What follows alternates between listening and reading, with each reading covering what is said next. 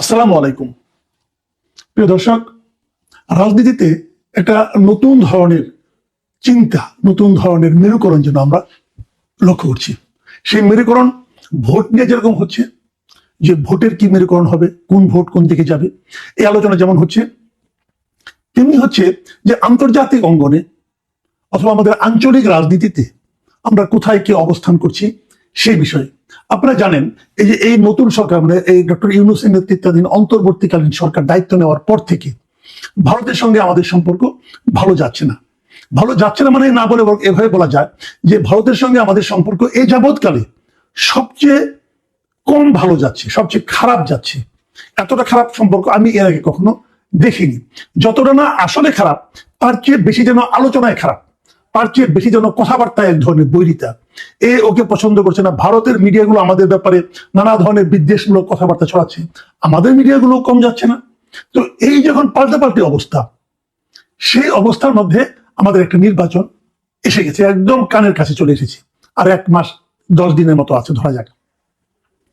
এই সময় যে ঘটনা সবচেয়ে ইতিবাচক, আমরা এর আগে কিন্তু দেখেছি, আগেও বলেছি আমরা, যে ভারতের পক্ষ থেকে বলা হয়েছে যে তারা একটা নির্বাচিত সরকারের সঙ্গেই সম্পর্কটা ইজি হবে, এরকম একটা কথা তারা বলেছে। যে এখন আমাদের সঙ্গে যেরকম ভিসা নিয়ে গন্ডগোল, ভিসা দেওয়াই হচ্ছে না, আমাদের ভিসা অফিস ওখানে বন্ধ হয়ে গেছে, আবার এখানে ওদের ভিসা অফিস মাঝে মাঝে বন্ধ হয়, মাঝে মাঝে খুলে, কোথাও কোথাও ভিসা অফিস তারা সরিয়ে নিচ্ছে। এই যে ঘটনাগুলো ঘটছে, এগুলো একটা নির্বাচিত সরকার আসার পর নর্মাল হবে, এই ধরনের ইঙ্গিতপূর্ণ কথাবার্তা আমরা ভারতের পক্ষ থেকে শুনেছি। তো এখন তো নির্বাচিত সরকার ঘুরিয়ে আসছে, 1-1.5 মাস পরে আমাকে নির্বাচিত সরকার পাবো, তখন কি হবে? তখন ভারতের আচরণ আমাদের প্রতি কেমন হবে? এটা কিন্তু এর মধ্যে আমরা এই যে বেগম খালেদা জিয়ার এই যে জানাজা, এই জানাজাকে কেন্দ্র করে এবং শেষকৃত্যকে কেন্দ্র করে বিভিন্ন প্রতিবেশী দেশগুলো যারা নাকি সরকারি প্রতিনিধি দল আমাদের এখানে এসেছিল, সেই ঘটনার প্রেক্ষিতে আমরা যেন কিছুটা বুঝতে পারছি। কারণ ভারতের পররাষ্ট্রমন্ত্রী জয়শঙ্কর এসেছেন, এসে আবার চলেও গেছেন, ওনাদের বিশেষ বিমানে এসেছেন, চলেও গেছেন। কিন্তু তার এই আশাটা কিন্তু খুব একেবারে মানে আপনার কেবলই সৌজন্যমূলক আশা আমি কিন্তু তা মনে করি না। এখানে কিছু একটা ইঙ্গিত যেন রয়ে গেছে ভারত সরকারের পক্ষ থেকে। এই যে ভারত সরকারের এবং সরকার প্রধানের মোদীর যে শোক বার্তা, সেটা তিনি তারেক রহমানের কাছে হস্তান্তর করেছেন, ওনার সঙ্গে ওনাকে সমবেদনা জানিয়েছেন, জানিয়ে আবার চলে গেছেন। এই সময়ে উনি কিন্তু আমাদের পররাষ্ট্র উপদেষ্টা অথবা প্রধান উপদেষ্টা কারোর সঙ্গে কোনো দেখাও করেননি, কথাও বলেননি। পররাষ্ট্র উপদেষ্টার সঙ্গে সৌজন্য বিনিময় হয়েছে শুনেছি, কিন্তু প্রধান উপদেষ্টার সঙ্গে উনি কোনো দেখা করার চেষ্টাও করেনি। প্রধান উপদেষ্টার সঙ্গে অবশ্য অন্য দেশের রাষ্ট্রদূত 2 জন, নেপালের রাষ্ট্রদূত সম্ভবত দেখা করেছেন। তো এখন এই ঘটনার মাধ্যমে ভারত আসলে কি প্রমাণ করতে চাইল, এই জায়গাটা একটা বড় প্রশ্ন। আমার কেন যেন মনে হয় ভারত বোঝাতে চাইল যে আমরা এই অন্তর্বর্তীকালীন সরকারের সঙ্গে নেই, কিন্তু আগামী যে সরকার আসতেছে তাদের সঙ্গে আমরা সুসম্পর্ক বজায় রাখবো। কিন্তু এটা বোঝানোর মাধ্যমে তারা আসলে কি লাভ করলো জানি না। আমাদের দেশের মানুষের কাছে কি বার্তা পৌঁছলো? আমাদের দেশের লোক, সরকারি যেই থাক না কেন, সেই সরকারের সঙ্গে আমার সম্পর্ক যত খারাপই হোক না কেন, অথবা আমাদের অন্তর্বর্তীকালীন সরকার নিয়ে আমি জনগণ হিসেবে আমার সঙ্গে অন্তর্বর্তী সরকারকে আমি যতই কম পছন্দ করি না কেন, আমি কিন্তু এটাকে ভালোভাবে নেব না যে আমার সরকারকে ভিন্ন একটা দেশের পররাষ্ট্রমন্ত্রী এসে ইগনোর করলো অথবা কম গুরুত্ব দিল। এটা কিন্তু আমরা ভালোভাবে নেব না। আমি তো অন্তর্ভুক্তি নিইনি, আমি জয়শঙ্করের এই আচরণটাকে পছন্দ করিনি।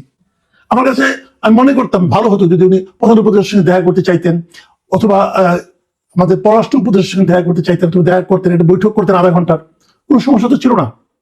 কিন্তু উনি করতে চেয়েছেন, এই ধরনের কোনো সংবাদ আমরা পাইনি। এর মধ্যে আমাদের পররাষ্ট্র উপদেষ্টা একটা প্রেস ব্রিফিং করেছেন, সাংবাদিকের সঙ্গে কথা বলেছেন, তখন এই প্রসঙ্গগুলো এসেছিল এবং উনিও কিন্তু বলেননি যে জয়শঙ্করের পক্ষ থেকে কোনো ধরনের আগ্রহ দেখানো হয়েছিল। তার মানেটা হলো এই যে জয়শঙ্কর আসলে আগামী সরকার নিয়ে ভাবছেন, আমাদের বর্তমান সরকার নিয়ে ওনারা মোটেই ভাবছেন না। এটা আমি একজন পাবলিক হিসেবে অথবা আপনার কাছে যতটাই খারাপ লাগুক না কেন, এটাই হলো বাস্তবতা। এবং এই বাস্তবতা থেকে আমরা কি ইঙ্গিত পাই?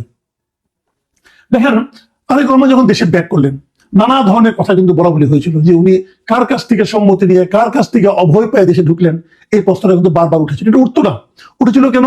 তার আগে তারেক রহমান নিজেই একটা ফেসবুকে একটা পোস্ট দিয়েছিলেন যে ওনার দেশে আসা না আসাটা ওনার একার ইচ্ছার উপর নির্ভর করে না। এবং ওই পোস্টটা আমি মনে করি ওনার রাজনৈতিকভাবে খুবই একটা ভুল পোস্ট ছিল। কারণ ওটার পরেই মানুষ কিন্তু ভাবতে শুরু করলো তাহলে উনি কার কাছ থেকে পারমিশন নিয়ে আসতেছেন, আমেরিকার কাছ থেকে নাকি রাশিয়ার কাছ থেকে নাকি চীনের কাছ থেকে নাকি ইন্ডিয়ার কাছ থেকে? এই প্রশ্নটা কিন্তু অনেকে করেছেন, এবং তারপর যখন উনি আসলেন তখন এই প্রশ্নটা আরো জোরালো হলো, এবং এখন যখন জয়শঙ্কর এসে ওনার সঙ্গে দেখা করলেন তখন মানুষের মনে কিন্তু এই ধারণাটা আসলো যে তাহলে কি ভারতের কাছ থেকে পারমিশন নিয়ে উনি ঢুকলেন। এই প্রশ্নটা কিন্তু অন্য সময় হলে আসতো না। যদি জয়শঙ্করের এই সফর রাষ্ট্রীয় সফরের মতো হতো তাহলে কিন্তু এই প্রসঙ্গটা আসতো না, কিন্তু এলো তো। এখন এটা কি ইন্ডিয়া ইচ্ছা করে এই কাজটা করলো? হতে পারে, কিন্তু আমি জানি না, আমি বলতে পারবো না। আমি জাস্ট প্রশ্নগুলো করছি, আমার সন্দেহগুলো আমি তুলছি। ইন্ডিয়া কি ইচ্ছা করে করলো? তার মানে কি ইন্ডিয়া কি বোঝাতে চাইলো যে আমরা অনেক কিছু নিয়ন্ত্রণ করতে পারি? দেখুন, ভারত নিয়ে আরো কিছু প্রসঙ্গের মধ্যে উঠেছে, এটা আমি কালকেও বলেছিলাম যে আমাদের আমিরের সঙ্গে ভারতের একটা ভারতের একজন কূটনীতিবিদ তার সাথে দেখা করেছিলেন, সৌজন্য সাক্ষাতের মতো ছিল। উনি তখন অপারেশন হয়েছিল, বাইপাস অপারেশন, তখন ওনাকে দেখতে গিয়েছিলেন তিনি, এবং উনি বলেছিলেন যেন এটা নাকি বাইরে যেন প্রচার করা না হয়। কিন্তু কিছুদিন তখন প্রচার না হলেও কিছুদিন পরে কিন্তু এই রিসেন্টলি জামাতের আমির ডক্টর শফিকুর রহমান এটা কিন্তু রয়টার্স কাছে সেটা ওপেন করে দিয়েছেন। তো এইটা নিয়ে দেখলাম আবার কোনো মিডিয়া লেখালেখি করা শুরু করেছে যে জামাতের আমিরের সঙ্গে ভারতীয় কূটনীতিকের গোপন বৈঠক। আমি এই জায়গাটা কিন্তু আমি এই সাংবাদিকতাটাকে পছন্দ করিনি এই কারণে, এটা কোনো গোপন বৈঠক না রে ভাই, ওনার সঙ্গে সৌজন্য সাক্ষাৎ, এবং ডক্টর শফিকুর রহমানের সেই গার্ডস আছে বলে এবং তার নিয়ত পরিষ্কার বলে উনি কিন্তু পরবর্তীতে একটা তার অনেক বড় একটা মিডিয়া, ইন্টারন্যাশনাল মিডিয়া ব্যাপারটা কিন্তু ক্লিয়ার করে দিয়েছেন। তারা কিন্তু এই ব্যাপারটা এমন না যে অন্য অন্য সাংবাদিকরা আবিষ্কার করেছে, ডক্টর শফিকুর রহমান স্বীকার করেনি, বিষয়টা সেরকম নয়। ডক্টর শফিকুর রহমান নিজে থেকেই বলেছেন। কাজে এটাকে গোপন বৈঠক করার আমি কোনো গুরুত্ব দেখি না। এটা এটা একেবারে আমি মনে করি যে এটা খুব ভালো সাংবাদিকতা নয়। কিন্তু আমার কথাটা হলো, এই যে জয়শঙ্কর এলেন, উনি কি বিএনপির উপকার করলেন না ক্ষতি করলেন? দেখুন, আমাদের দেশের সাধারণ মানুষ, মাস পিপুল যাদেরকে আমরা বলি, তাদের মধ্যে কিন্তু আমাদের দেশে যে কোনো কারণে হোক, শেখ হাসিনার কারণে হোক, আওয়ামী লীগ সরকারের শাসনামলের কারণে হোক, আমাদের মধ্যে কিন্তু এন্টি ইন্ডিয়ান সেন্টিমেন্টটা একটু প্রবল। আমাদের দেশের মানুষ প্রতিবেশী হিসাবে ভারতকে অতটা পছন্দ করে না। এটাই রিয়েলিটি, এটাই বাস্তবতা। এখন সেই দেশের পররাষ্ট্রমন্ত্রী যদি কেবলমাত্র তারেক রহমানের কাছে আসেন, সেটার কিন্তু একটা ভিন্ন বার্তা সাধারণ মানুষের কাছে যেতে পারে। সে বিচারে আমি মনে করি যে আগামী যে ভোট হতে যাচ্ছে, সেই ভোটের হিসাবে, ভোটের সমীকরণে সম্ভবত জয়শঙ্করের আগমন এবং যেভাবে আগমন, সেটা বিএনপির জন্য কোনো বাড়তি মাইলেজ যোগ করবে না, বরং একটু বিএনপিকে বেকায়দায় ফেলতে পারে। আবার যখন ভোটের সমীকরণের কথা বললাম, তখন আমি আরেকটা সমীকরণের কথা বলি। অনেকে এমনও বলছিলেন আমাকে যে এনসিপি যখন জামাতের সঙ্গে যুক্ত হলো, তো জামাতের কোনো লাভ হলো কিনা? আমি মনে করি হয়নি, একেবারেই হয়নি। জামাতের হিসাবটাতে বড় জামাতের জন্য ঝামেলা বাড়লো। কারণটা আমি বলি, দেখুন, সারা দেশে গত বছরের 5ই আগস্টের পরে অনেক জায়গায় কিন্তু আওয়ামী লীগের নেতা কর্মীদের বিরুদ্ধে গণহারে মামলা হয়েছে, এবং তার সবই রাজনৈতিক মামলা। দু একটা ঘটনা হয়তো আছে, কিন্তু সেই ঘটনার প্রেক্ষিতে যাদেরকে 100, 200, 300, 700 লোককে আসামি করা হয়েছে, এগুলি সবই রাজনৈতিক বিচারে। এই সমস্ত রাজনৈতিক মামলার কারণে বিএনপির উপর কিন্তু আওয়ামী লীগের লোকজন একটু ক্ষুব্ধ ছিল। এই সময় বিভিন্ন জায়গায় জামাতের লোকজন কিন্তু আওয়ামী লীগের লোকজনকে এক ধরনের সাপোর্ট দিয়েছে, প্রোটেকশন দিয়েছে। এর মাধ্যমে জামাতে তো আশা করেছে তাহলে আগামীতে তারা আওয়ামী লীগের ভোটগুলো পেতে পারে। এই আশাটা কিন্তু একদম অমূলক না, একদম অমূলক না। কিন্তু আমি মনে করি, আমার ধারণা, যে এনসিপির জামাতের সঙ্গে যুক্ত হওয়াতে সেই যে আশাটা তাদের ছিল সেটা একটু কমে যাবে। আমি আপনার কারণটা বলি। আওয়ামী লীগের রাজনীতি এই মুহূর্তে কিন্তু বাংলাদেশে স্থগিত। আওয়ামী লীগ ইলেকশন করতে পারবে না, নৌকা মার্কার কোনো প্রতীক ব্যালট পেপারে থাকবে না।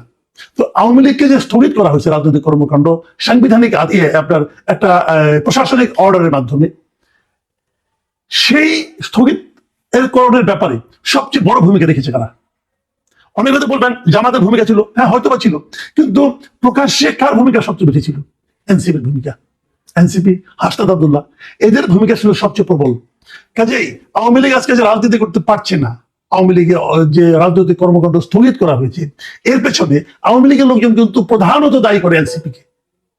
তো যাকে সেটা রাজনীতি করতে না পারার প্রধান কারণ হিসেবে দায়ী করছে, সে যখন আবার জামাতের সঙ্গে যে যুক্ত হচ্ছে, তো এই জন্য কিন্তু জামাতের প্রতি আওয়ামী লীগের সিম্পেথি বাড়বে না, বরং কিছুটা কমবে, অথবা জামাতের প্রতি ভরসা কিছুটা কমবে। আবার উল্টো দিকে এনসিপি জামাতের সঙ্গে যুক্ত হওয়ার কারণে, জামাতের সঙ্গে মানে জামাতের জোটে যুক্ত হওয়ার কারণে অনেকে যে আগে থেকে যে প্রচলিত একটা ধারণা ছিল যে এনসিপি, এবি পার্টি এগুলি জামাতেরই এ টিম, বি টিম, সেটা কিন্তু আরো দৃঢ়তা পেয়েছে সেই ধারণাটা। তার মানে এনসিপির এই কর্মকাণ্ডকে আওয়ামী লীগের অনেকে হয়তো ভাববে যে এই কাজটা জামাতই করেছে, এনসিপি কে দিয়ে করিয়েছে।